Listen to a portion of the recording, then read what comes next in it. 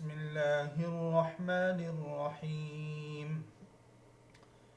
ومن نعمره ننكسه في الخلق أفلا يعقلون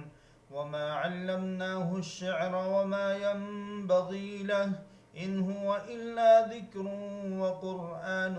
مبين لينذر من كان حيا ويحق القول على الكافرين أولم يروا أنا خلقنا لهم مما عملت أيدينا أنعاما فهم لها مالكون وذللناها لهم فمنها ركوبهم ومنها يأكلون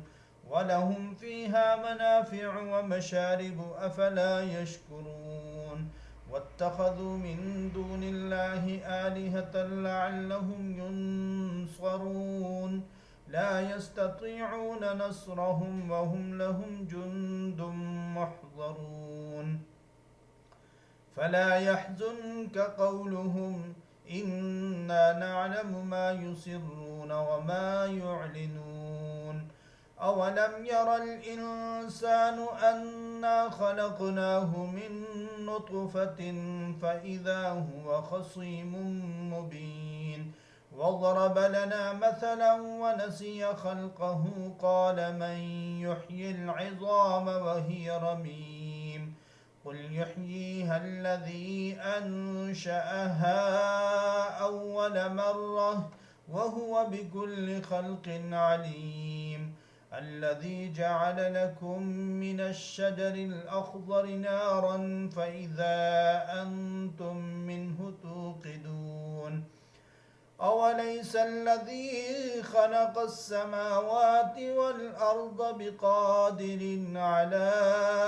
أن يخلق مثلهم